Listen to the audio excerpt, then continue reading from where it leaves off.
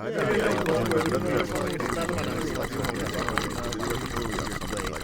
nightmares. So, like, what if, listen guys, what if, listen, wait, listen to me. What if, like, Pinocchio would be, like, immortal and instead of going to the carnival to be turned into a donkey, he would be, like, going to the militaristic youth camp for Italian young fascists.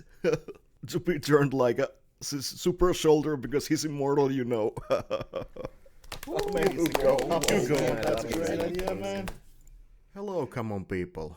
This is a Common Guy Reviews, and I am your lovely host, Peps. Guillermo del Toro. Why did you smoke to have this idea? Because I love it. Guillermo's version of Pinocchio popped up to me a couple days ago, and of course I had to give it a watch. Story is an oldest time. Geppetto, voiced by David Bradley, loses his son in a bombing in a war, and makes a wooden boy who gets visited by this biblically accurate angel that gives it life. Story was heartful and sad. Pinocchio, voiced by Gregory Mann, pops up in the world and has to learn everything from the get-go.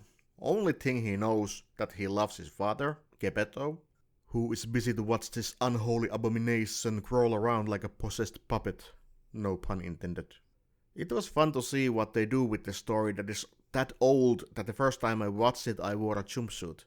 Jiminy Cricket, voiced by Ewan McGregor, was a great tutor and had an epic mustache. He shared his wisdom with Pinocchio and gave insight where it was needed and had a pretty rough journey alongside with them.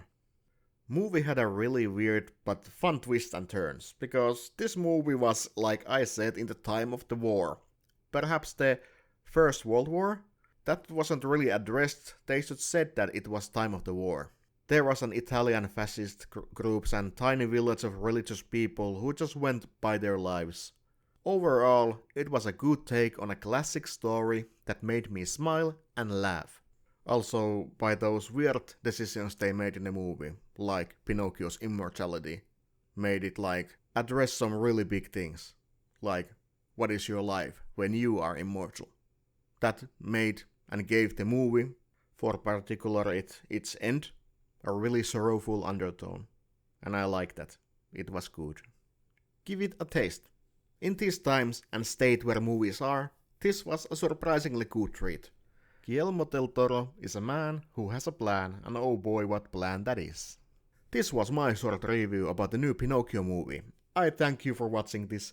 This was Common Guy Reviews, and I am your lovely host, Peps. And I'll see you in the next time. Goodbye.